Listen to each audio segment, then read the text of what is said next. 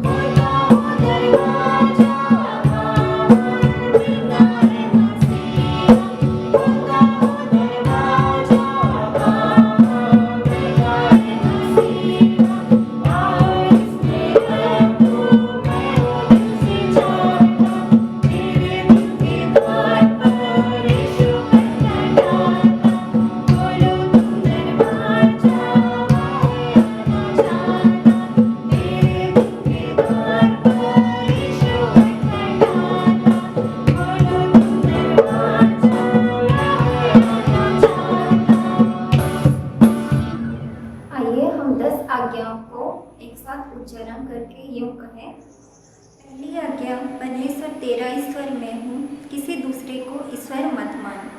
दूसरी आज्ञा, किसी प्रकार की मूर्ति पूजा मत कर। तीसरी आज्ञा, परमेश्वर अपने ईश्वर का नाम आकारत मत ले, क्योंकि ईश्वर उसको जो उसका नाम आकारत लेता है निर्दोष न ठहराएगा। चौथी आज्ञा, विश्रामभर को पवित्र रखने के लिए मत भूल। पांचवी आज्ञा, अपने माता पिता का आदर कर, जिससे तेरा भला हो और इस पृथ्वी पर तेरा जीवन अधिक है। छठवीं आज्ञा, मनुष्य हत्या मत कर। सातवीं आज्ञा, व्यभिचार मत कर। आठवीं आज्ञा, चोरी मत कर। नवीं आज्ञा, अपने पड़ोसी पर झूठी साक्षी मत दे। 10वीं आज्ञा, अपने पड़ोसी के घर और उसके परिवार का लालच मत कर। आमीन।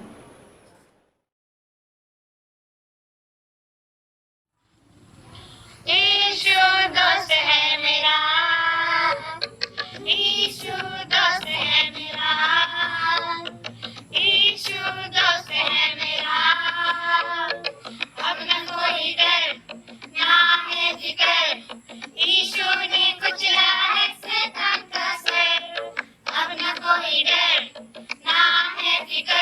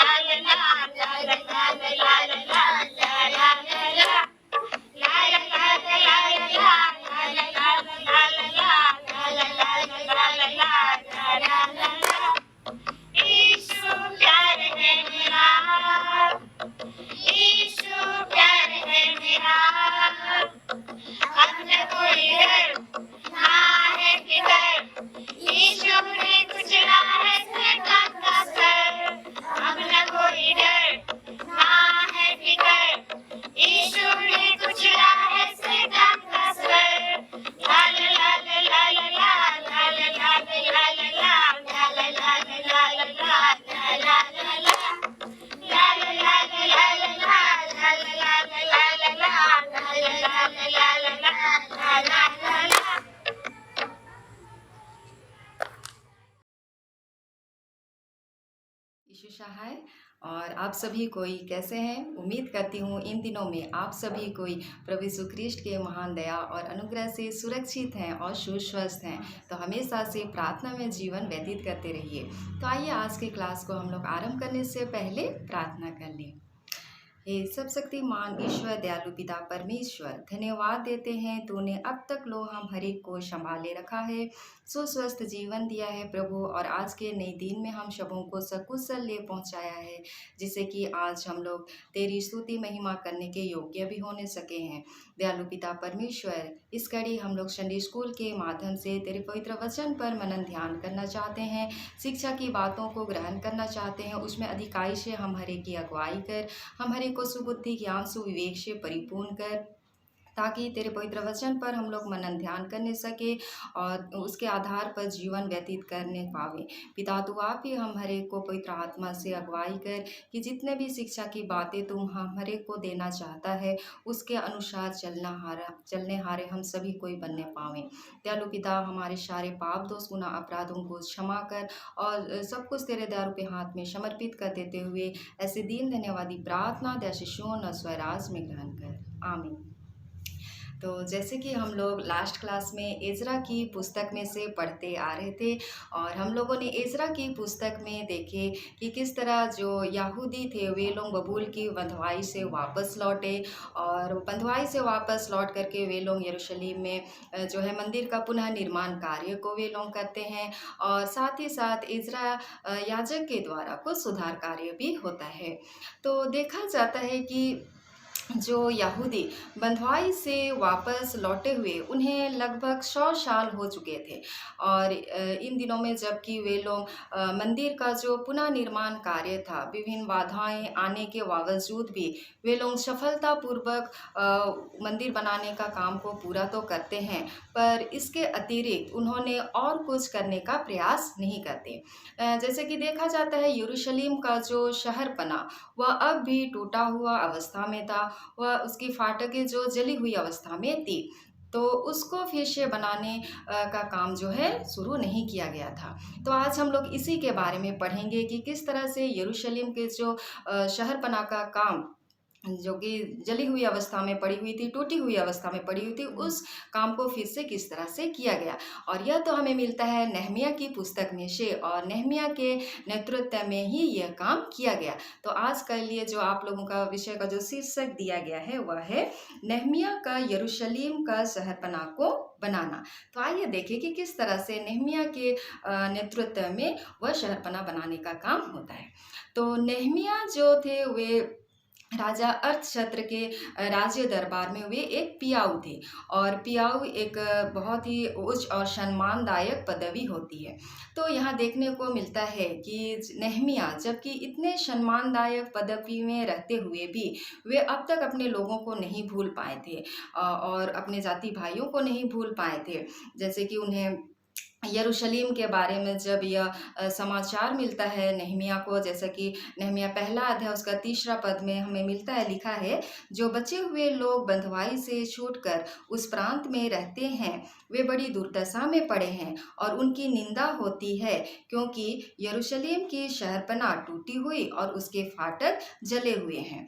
तो इस तरह का समाचार जब नहमिया को मिलता है और यरूशलेम की उस अवस्था के बारे में जब वो जानता है, तो बहुत ज़्यादा दुखी हो जाता है, बहुत ज़्यादा उदास हो जाता है, और उसका जो उदासपन उसके चेहरे में नज़र आती है। और यह बात जो राजा से भी नहीं छिपती, राजा को भी ये बात तो मालूम पड़ जाती है।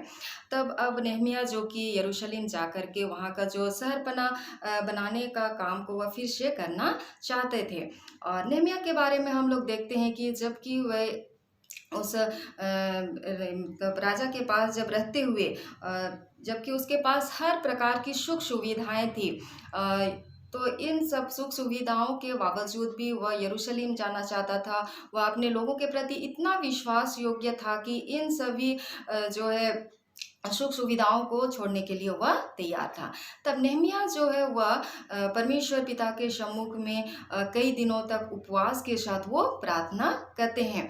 और साथ ही साथ उनके प्रार्थना में हम लोगों को यह देखने को मिलता है कि नेहमिया परमेश्वर से प्रार्थना करते हैं कि राजा के मन में उसके प्रति परमेश्वर ऐसा दया भर दे कि उसे जो है यरूशलेम जाने की अनुमति राजा दे दे, और साथ ही साथ वहाँ का जो शहरपना जो टूटी हुई अवस्था में थी उसको फिर से बनाने का काम को करने के लिए अनुमति राजा दे दे।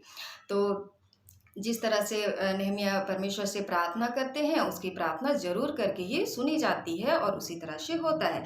जैसे कि हम लोग को दूसरा अध्याय उसका 8 पद में नेहमिया के द्वारा कहे गए कुछ वचन मिलते हैं। लिखा है, मेरे परमेश्वर की कृपा दृष्टि मुझ पर थी, इसलिए राजा ने यह विनती ग्रहण किया। तो परमेश्वर का कृपा दृष्टि नेहमिया के ऊपर था और जरूर करके ही जो उसकी प्रार्थना सुन ली जाती है, और राजा उसे नेहमिया को यरूशलेम जाने की अनुमति भी देते हैं, और साथ ही साथ वहाँ का जो शहरपना बनाने का जो काम है उसको भी करने के लिए अनुमति देते हैं। तो अब नेहमिया जबकि यरूशलेम पहुँचते हैं तो वहाँ पहले से ही एजरा पिछले 13 सालों से वहाँ रह रहा था। और हम लोग एजरा की पुस्तक में, जैसे कि एजरा के बारे में हम लोग पढ़े हुए, एक याजक थे, ज्ञानी शास्त्री थे, लोगों को वह परमेश्वर के वचन की शिक्षा दे रहे थे, व्यवस्था की पुस्तक की बातों को वो कह रहे थे। परंतु नेहमिया एक सरकारी राज्यपाल था। अब नेहमिया जबकि यरूशलेम आते हैं फारस राजा के जो अधिकार लेके, जो परमिशन ऑर्डर लेके यरूशलेम के शहरपना को बनाने की, तो ये सब बात जब कुछ उनके कुछ शत्रुओं को पता चल जाती है, जैसे कि होरेनी सम्लत और तोबिया नाम कर्मचारी जो कि अमोनी थे, इन्हें जब पता चलती है कि शहरपना बनाने का काम फिर से शुरू की जा रही है, तो उन्हें ये सब सुन के बुरा लगता है। तो आगे हम देखते हैं कि जब नेहमिया यरूशलेम पहुंचते हैं और वहाँ वे 3 दिन रहने के बाद वे खुद ही चुपचाप अकेले ही सबसे पहले उस एरिया का वे निरीक्षण करते हैं, उस टूटी हुई दीवारों का वह निरीक्षण करते हैं, क्योंकि नेहमिया को पता था कि यह काम बहुत ज़्यादा ही कठिन है। हम लोग भी जब देखते हैं कि जब हमारे जीवन में भी देखते हैं, जब कोई हमें नया घर बनाना होता है तो नया घर बनाना बहुत इजी होता है, पर कोई भी अगर पुराना घर हो, टूटा हुआ घर हो, उसको उजाड़ कर फिर से नया बनाने में हम लोग को थोड़ी सी तकलीफ होती है। तो नेहमिया को इसके बारे में पता था और उसके लिए यह जरूर करके एक बहुत बड़ा चैलेंज भी था, क्योंकि एक टूटे हुए शहरपना को वह फिर से बनाने की कोशिश कर रहा था। तो इसलिए वह जो है सभी क्षेत्रों की दीवारों को पहले सबसे पहले वो निरीक्षण करता है, फिर अपना एक योजना, एक प्लानिंग बनाते हैं, फिर जो है वे लोगों को उत्साहित करते हैं और उन्हें आह्वान करते हुए उस काम को शुरू करने के लिए कहते हैं। जैसे कि तीसरी अध्याय में दिया गया है, जो भिन्न भिन्न तरह के जो फाटक जो जले हुए अवस्था में थे उनको बनाने का काम शुरू होता है, जैसे कि भेड़ फाटक, मछली फाटक, इन सब के बारे में आप लोगों को तीसरा अध्याय में मिल जाएगा। और हम यह भी देखते हैं कि प्रत्येक परिवार को जो कि दीवार का एक एक हिस्सा को बनाने का उत्तरदायित्व सौंपा जाता है। जैसे कि चौथी अध्याय उसका 6 पद से हम ये अनुमान लगा सकते हैं, जैसे लिखा है, और लोगों का मन उस बात में लगा रहा। तो इन बातों से हम अनुमान लगा सकते हैं कि प्रत्येक परिवार को एक एक दीवार के एक एक हिस्सा बनाने के लिए उत्तरदायित्व सौंपा गया था, जिम्मेवारी सौंपा गया था, और लोग बहुत ही उत्साह के साथ ये काम कर रहे थे। पर जैसे कि हम लोग देखते हैं जब मंदिर का पुनः निर्माण कार्य हो रहा था, उस टाइम भी कुछ विरोधी दल उठ खड़े हुए थे। अब ये काम करने के वक्त भी कुछ विरोधी दल उठ खड़े होते हैं, जैसे कि सम्लत, जब उसने सुना कि शहरपना बन रहा है तो वह बहुत ज़्यादा जो है उसको बुरा लगता है। वह अपना एक टीम बनाता है, अपना एक गोष्ठी बनाता है और यहूदियों का वो मजाक उड़ाने लगते हैं और उनके काम में रुकावट डालने की कोशिश करते हैं, और साथ ही साथ उनमें गड़बड़ी भी डालते हैं। तो यहूदी क्या करते हैं ना, और भी ज़्यादा वे लोग परमेश्वर के सम्मुख आकर के वे लोग प्रार्थना करते हैं परमेश्वर से, और वे लोग दिन रात वे लोग इस काम में लगे रहते हैं। तब नेहमिया क्या करते हैं ना, अपने लोगों के सुरक्षा हेतु वे और एक प्लान करते हैं, ताकि किसी प्रकार का जो आक्रमण, जो शत्रुओं की ओर से किसी प्रकार का अगर आक्रमण आने तो उससे वे लोग किस तरह से बच जाएं। तो शत्रुओं के आक्रमण से बचने के लिए नेहमिया एक और प्लान करते हैं। वो क्या था ना, वे अपने लोगों को वे 2 दलों में भाग करते हैं। जैसे कि एक दल अगर काम कर रहा होता तो दूसरा दल जो है चौकीदारी करता है। तो इस तरह से लोगों के सुरक्षा हेतु वह ये ऐसा स्टेप लेते हैं नेहमिया। तो इस तरह से जो है काम चल रहा होता है। पर आगे देखा जाता है कि जो यहूदी काम कर रहे थे, अब उनमें आपसी जो है कुछ विरोध उठते हैं, मतलब कंप्लेन करना शुरू हो जाते हैं, आपस में वे लोग कंप्लेन करते हैं। जैसे कि हम लोग मैं पहले ही बोल चुकी कि यह काम बहुत ज़्यादा कठिन था, तो उनको काम करने में तकलीफ भी हो रही थी। तो कुछ लोग जब काम कर कर के थक गए तो वे लोग कंप्लेन करना शुरू कर देते हैं कि जो यह काम बहुत ज़्यादा कठिन है, बहुत ज़्यादा कूड़ा है और उन सबको उठाने में उन लोगों को बहुत ज़्यादा दिक्कतें आ रही थी। तो ये पहली कठिनाइयाँ हम लोग देखते हैं।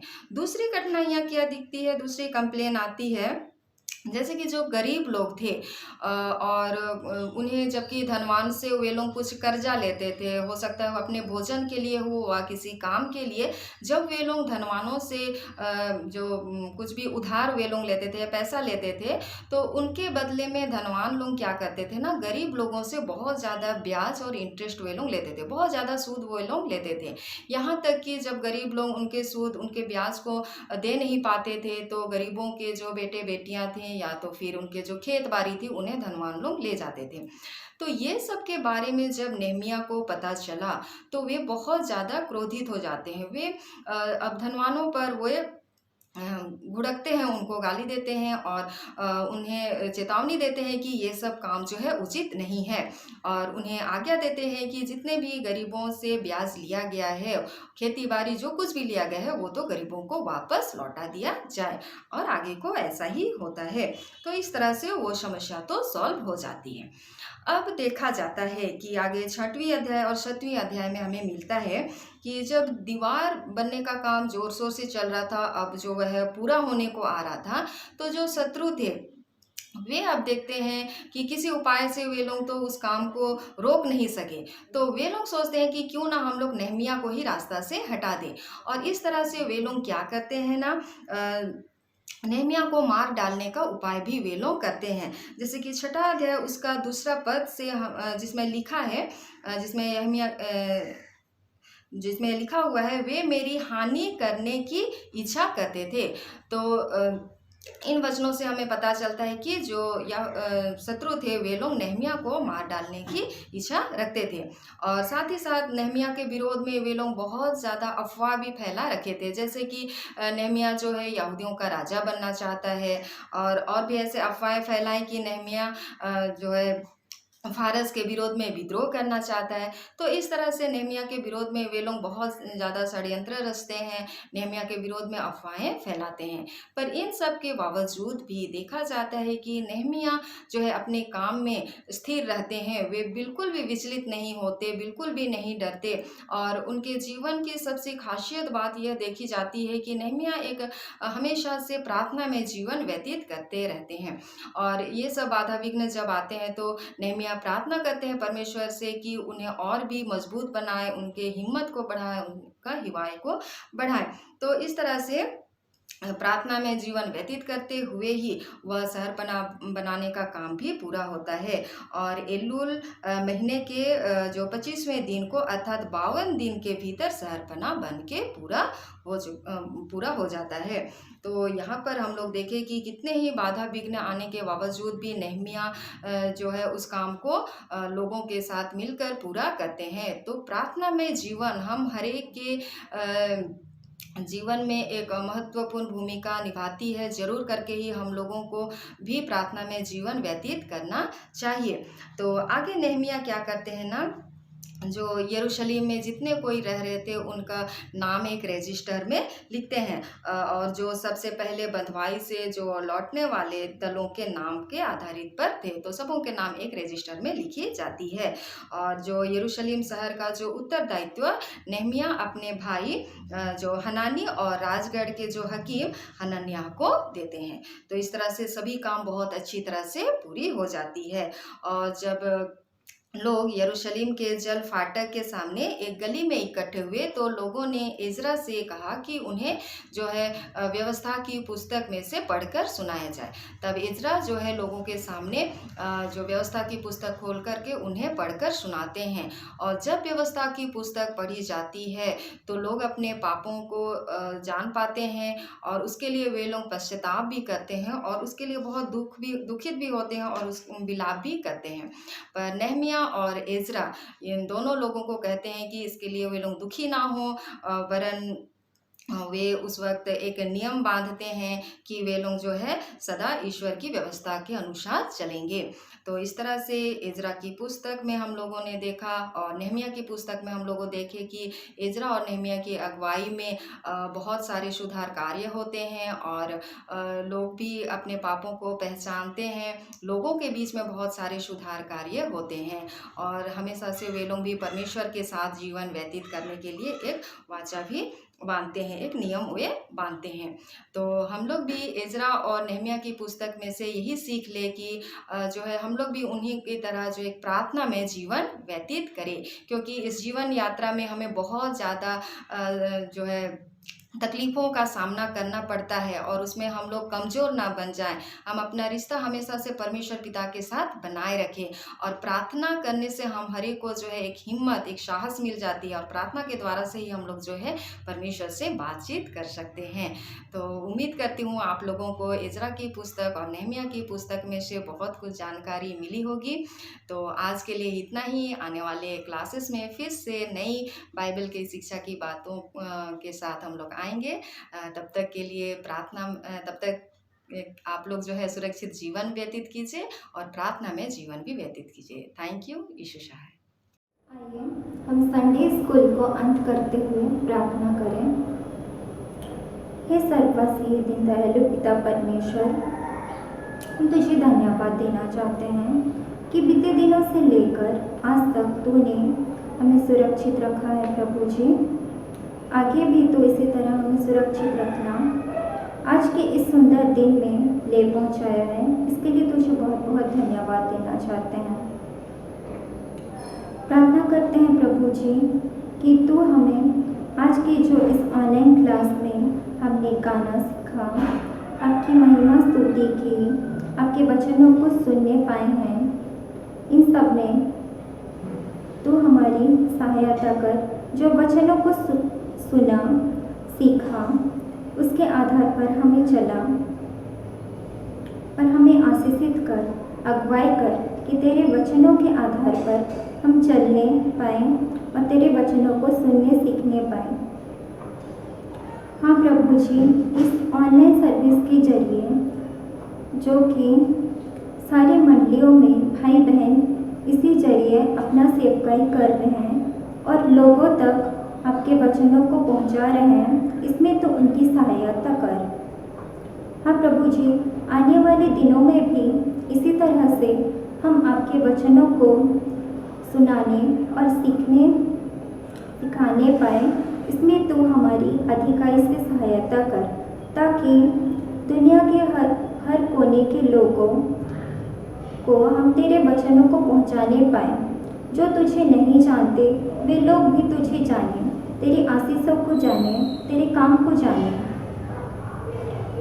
और क्या कहें प्रभु जी, इस महामारी के समय में जो भी रोगी इस बीमारी से पीड़ित हैं, उन सबों को तेरे हाथों में सौंपते हैं, तो उन्हें भी चंगा कर, अपने वचनों, अपनी आशीषों को उन पर दिखा, अपनी कृपा दृष्टि दिखा प्रभु जी। हाँ प्रभु जी, और उनके परिवारों को भी तू सुरक्षित रख, संभाले रख। प्रभु जी, हम प्रार्थना करते हैं उन डॉक्टर नर्सेस के लिए जो कि उन मरीजों का सेवा कर रहे हैं, उन सबों को तेरे हाथों में सौंपते हैं। और तुझसे क्या कहें प्रभु जी, तू सब कुछ जानता है और हमें आवश्यकता के हिसाब से वो सारी चीज़ें देता है। तो मांगने से पहले हमें सब कुछ वह देता है प्रभु जी। हाँ प्रभु जी, इस महामारी के समय में तो हमारे परिवार, हमारी कलीसिया और हर एक लोगों को सुरक्षित और संभाले रह प्रभु जी। और हमारी से ये छोटी सी प्रार्थना राजा बेटा यीशु यीशु नाम में स्वराज पर सुनिए और दया से ग्रहण कीजिए। आमीन। हे हमारे पिता, तू जो स्वर्ग में है, तेरा नाम पवित्र माना जाए, तेरा राज्य आए, तेरी इच्छा जैसे स्वर्ग में है वैसे पृथ्वी पर भी होए। हमारी प्रतिदिन की रोटी आज हमें दे और हमारे अपराधों को क्षमा कर, जैसे हम भी अपने अपराधों को क्षमा करते हैं, और हमको परीक्षा में मत डाल, परंतु बुराई से छुड़ा, क्योंकि राज और पराक्रम और महिमा सदा तेरे ही हैं। आमीन। प्रभु शक्ति अब दे, शक्ति अब दे, शक्ति अब दे मुझे, तब मैं ज्योति दूंगा हर जगह हर समय, जब लूँ तू ना आवेगा, जब लूँ बोलना होवेगा। और हमारे प्रभु यीशु ख्रिस्त की दया, ईश्वर का प्रेम और पवित्र आत्मा का मेल मिलाप हम सब के साथ होए। आमीन। यीशु साहब।